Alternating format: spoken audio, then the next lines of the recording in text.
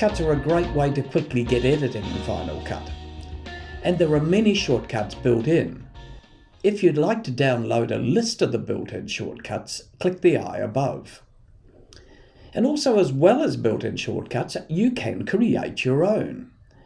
There are hundreds of commands built into Final Cut that do not appear in the menus nor in any of the default shortcuts. So you can allocate your own shortcuts to these commands, as well as add more suitable shortcuts to those that are already there. You can access the customization by selecting the Commands option under the Final Cut Pro menu. In this video, I'll show you how to add your own shortcuts for the Trim to Start and the Trim to End commands.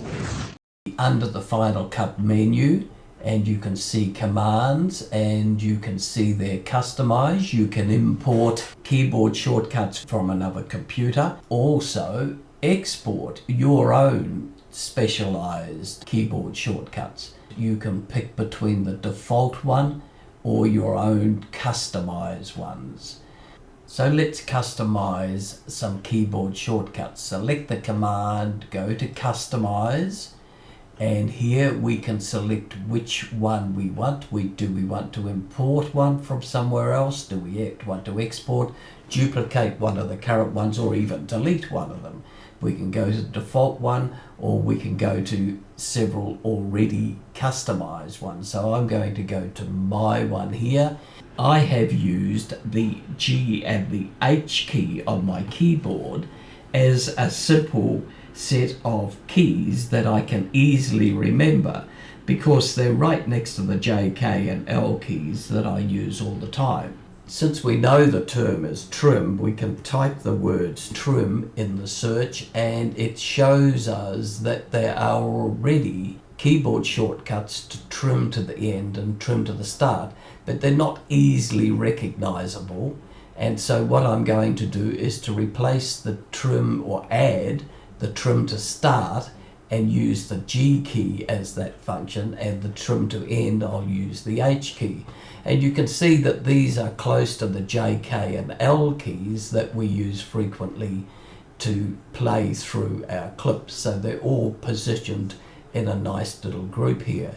So to add or to change a keyboard command, you can use the command key, the shift key, the option key and the control key, or any combination of the same, plus a key on the keyboard. Now if we click the G key at the moment, we can see that the G key has no other commands associated with it where there is no modifier.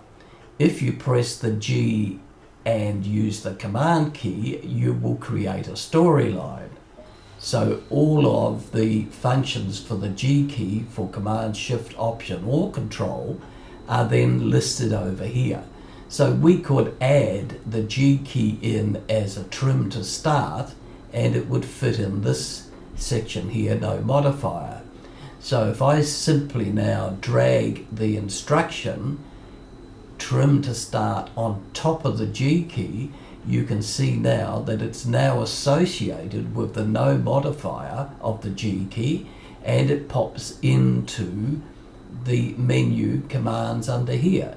So let's do the same for the H key. We'll select the H key and you can see that there is a gap here. So you could use the H key without a modifier and put any keyboard shortcut on it, but for this particular exercise we want trim to end on it. So I can drag the trim to end and pop it on top of the H, and now we see trim to end here, and it's also listed over here. So that's how we've customized our keyboard. Thanks for watching. Please like, subscribe and press the bell.